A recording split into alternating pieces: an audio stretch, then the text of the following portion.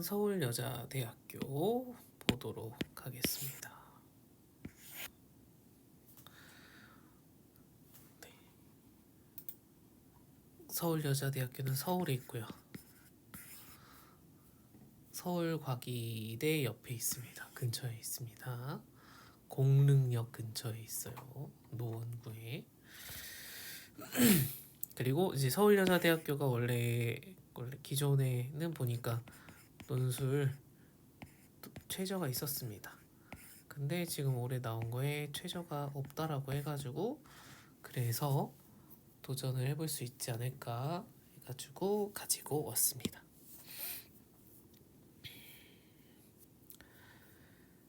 네, 수시로 60% 가까이 뽑네요. 정시로 나머지 뽑고 학생부 위주 전형으로 46%를 뽑는다. 네, 서류 전형, 면접, 소프트웨어, 기독교 지도자. 그 다음에 학생부 교과 우수자로 뽑고 논술로 120명을 뽑는다. 네, 일반적으로 우리 보는 학생들의 그건 그렇죠. 그리고 자연계열은 수리논술 실시라고 나와 있는 거 원래 과학 논술이었대요. 제가 아직 문제까지는 안 보고 이제 최저 유무만 보고 또 왔는데 과학이었는데 근데 이제 수리논술을 바꾸겠다. 그래서 범위가 수원, 수투까지였던 걸로 기억을 하거든요. 아마 이따 나오지 않을까 싶고 그래서 논술로 자율전공 확보해서 120명 뽑고 인문사회 계열을 80명 뽑을 거고 자연 계열은 40명 뽑는다. 그리고 수능 최저학력 기준이 폐지되었습니다.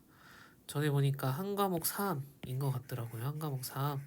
그러면 아마 3을 못 맞춰서 이제 떨어진 친구들도 그렇고 3 때문에 부담스러워서 조금 진입 장벽도 있지 않았을까 생각을 합니다. 그래서 논술 전형이라는 것을 통해서 어쨌든 쓸 수 없는 친구들이 도전을 해야 되니까 그럼 기존 학종 컷보다 낮은 친구들이 많이 몰려야 대학교 입장에서는 원서료를 일단 들어오는 그런 것도 있고 네 하니까 그리고 논술 문제를 어렵게 학생을 충분히 변별력 있게 할 수 있도록 내면은 그 문제로 학생을 선별하면 되니까 괜찮지 않을까요? 라고 저는 생각을 하는데 학교 입장은 잘 모르겠습니다. 네, 교과 우수자 전형에는 2개 영역 7이다. 이게 나와 있네요. 최저가. 그 다음에 정시 모집은 각이었는데 우수한 영역 순으로 바뀌었다.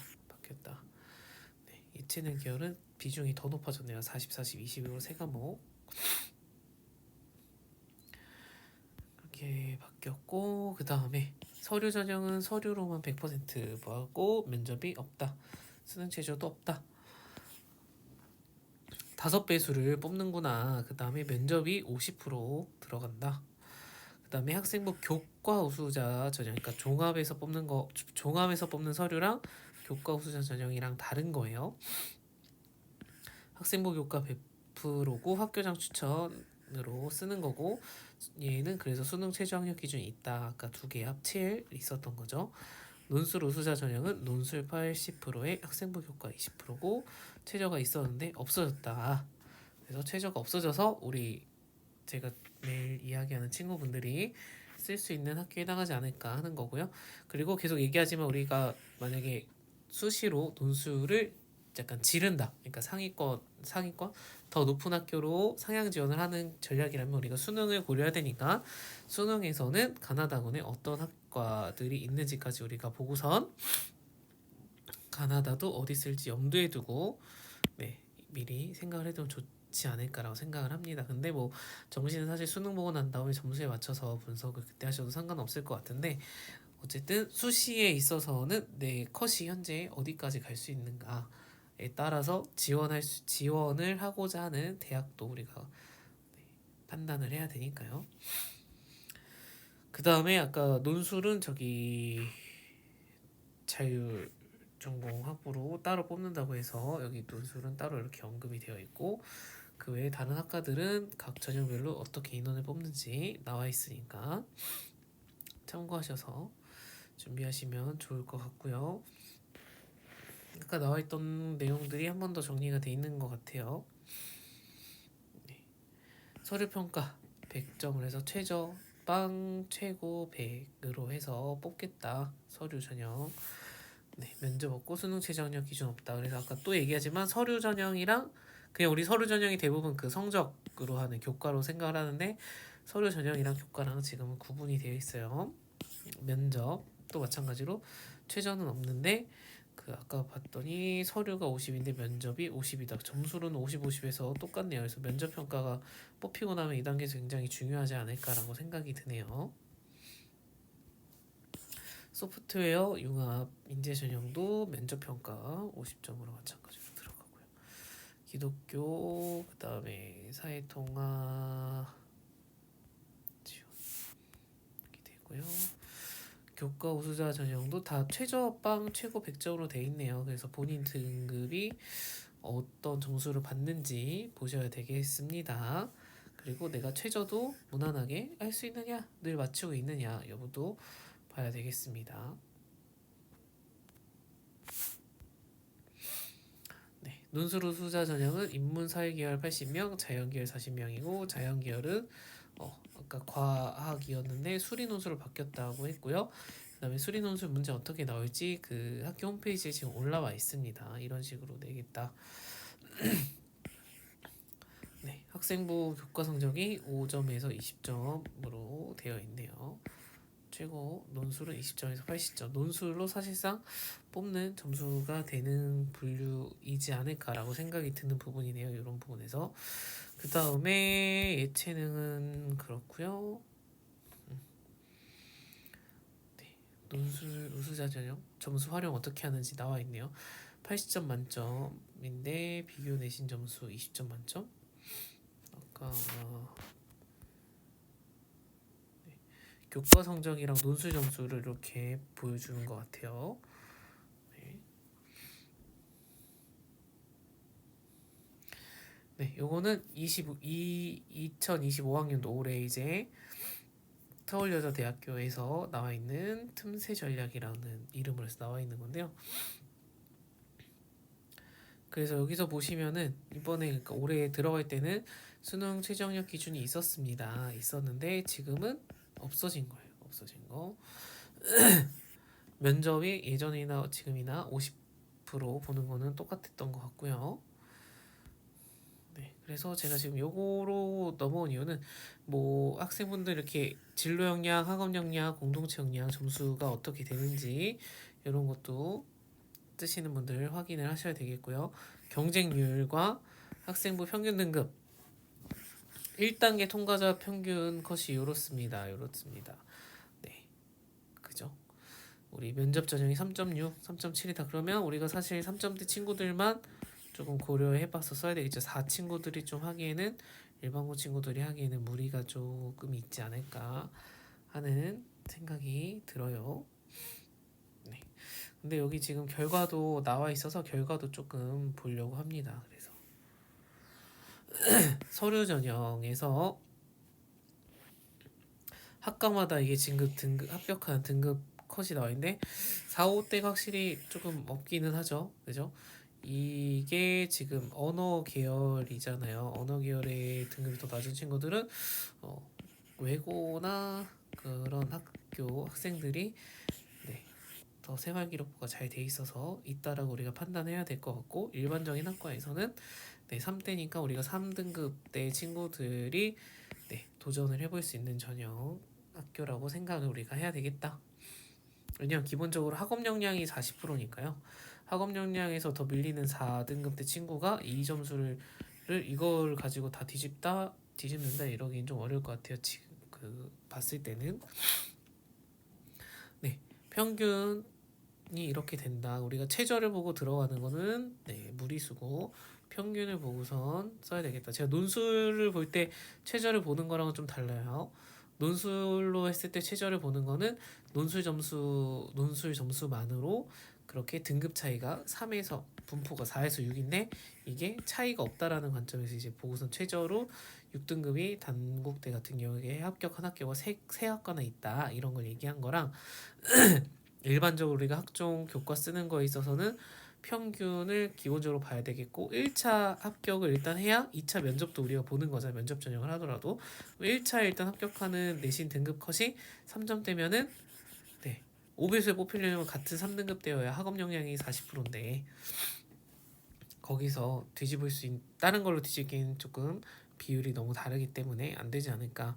그래서 우리가 여러분들이 평균과 1차 합격 등급 컷을 보고서 내가 조금 적정, 그러니까 컷에 완전 딱 들어가느냐 아니면 조금 안정이냐 이런 부분을 판단을 하셔야 되겠다.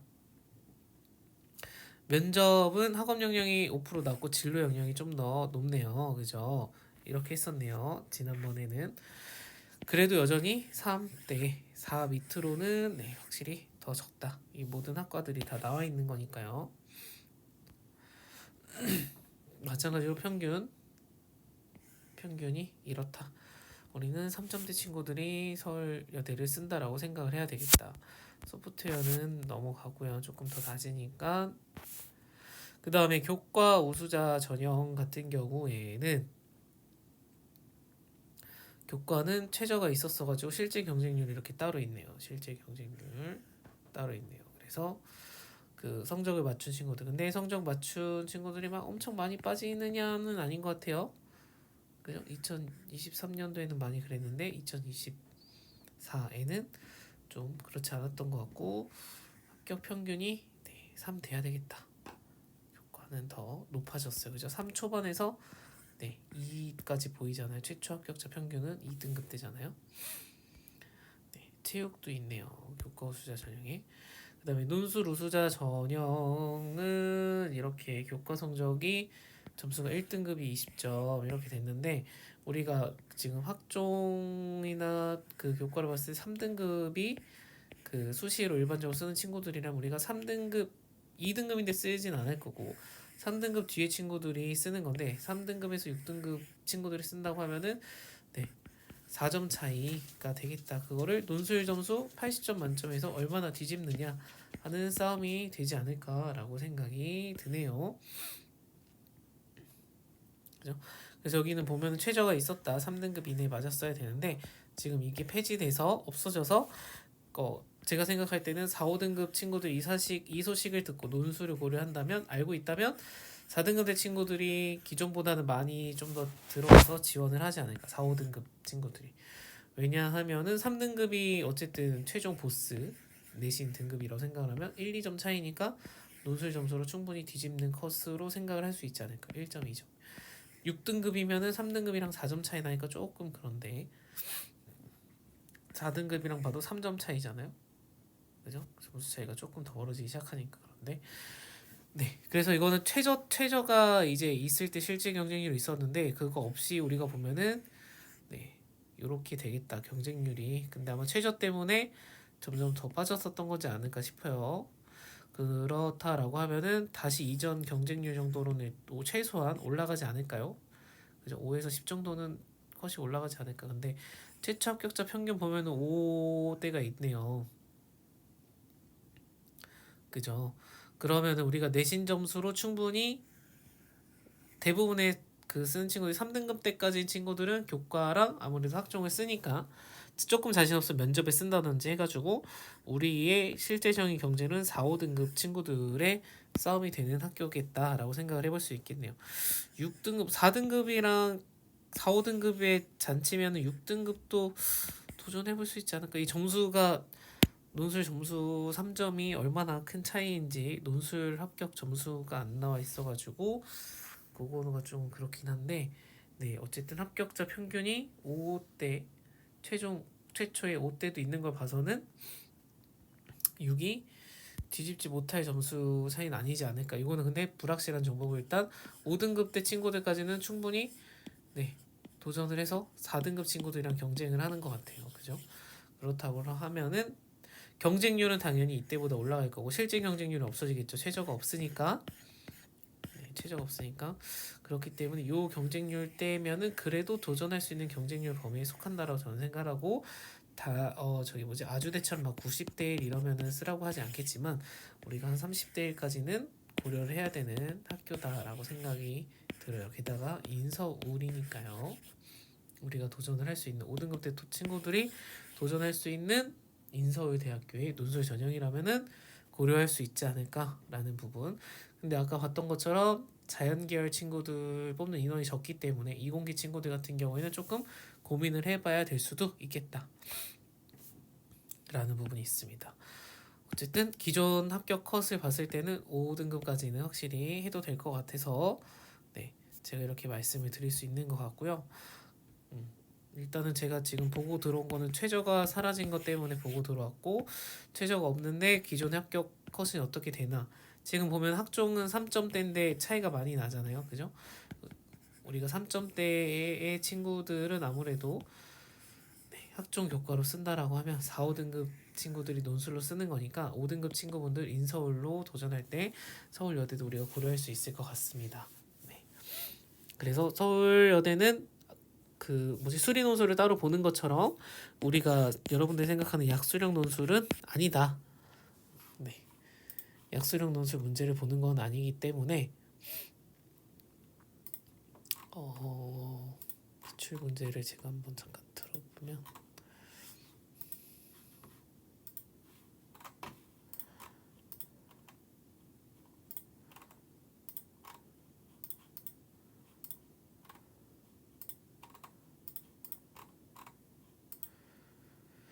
네, 제시문 읽고선 가나다 라마바 네, 제시문 여러 개가 나오네요. 제시문을 읽고선 그거에 대한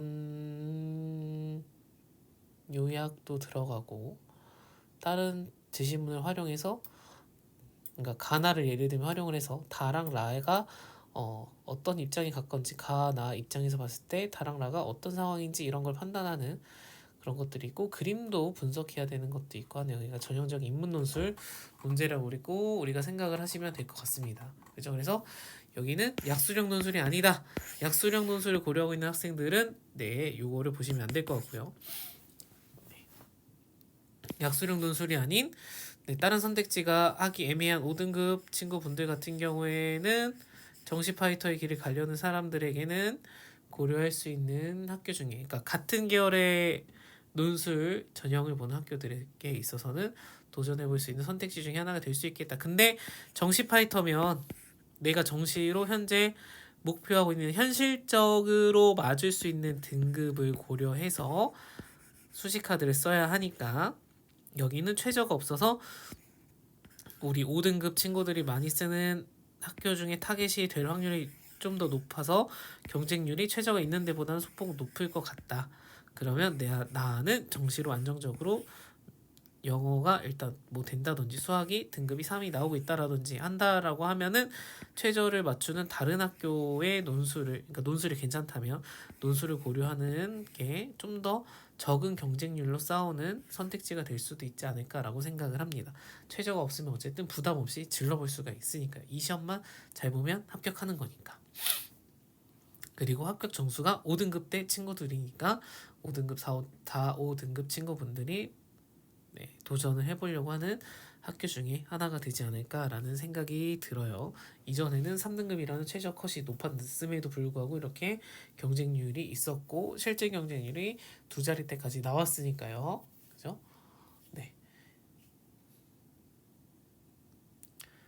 그래서 우리 5등급 친구분들이 도전할 수 있는 학교가 하나 더 생긴 것 같아요. 최저가 없어짐으로 인해서. 네. 우리가 같이 요 학교도 이제 앞으로 문제 보면서 네, 준비해보는 시간들을 가지면 참 좋을 것 같다는 생각이 듭니다.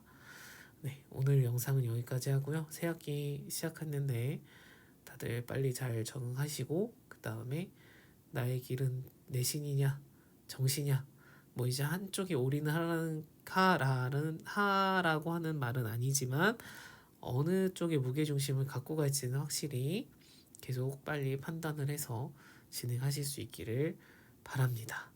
이상입니다.